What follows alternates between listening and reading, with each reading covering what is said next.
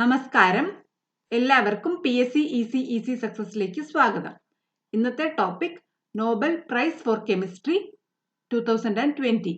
രസതന്ത്രത്തിനുള്ള Nobel സമ്മാനം 2020 ലഭിച്ചിരിക്കുന്നത് ആർക്കൊക്കെയാണെന്ന് നോക്കാം. ഈ വർഷത്തെ നോബൽ പ്രൈസ് 2020 നോബൽ പ്രൈസ് രസതന്ത്രത്തിന് ലഭിച്ചിരിക്കുന്നത് 2 വനിതകൾക്കാണ്. ഒന്നാമതായി ഫ്രഞ്ച് ഗവേഷകയായ ഇമ്മാനുവലെ ഷാർപെന്റിയർ, രണ്ടാമത് അമേരിക്കൻ ഗവേഷകയായ Jennifer A ഡൗട്ട്ന.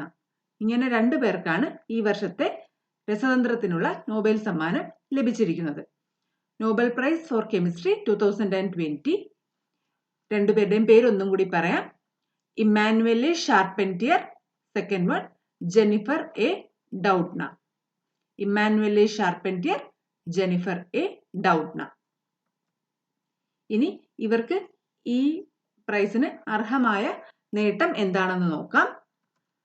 CRISPR-Cas9 gene editing, ഈ സാങ്കേതിക വിദ്യ വികസിപ്പിച്ചതിനാണ് ഇവർക്ക് നോബൽ സമ്മാനം ഈ വർഷം ലഭിച്ചിരിക്കുന്നത്. അതായത് ഒരു ജനറ്റിക് ടൂൾ ആണ്.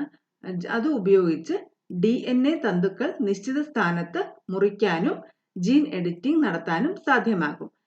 അങ്ങനെയുള്ള ഒരു ജനറ്റിക് സിസേഴ്സ് ഡെവലപ്പ് ചെയ്തതിനാണ് അവർക്ക് ഈ വർഷം നോബൽ സമ്മാനം ലഭിച്ചിരിക്കുന്നത്.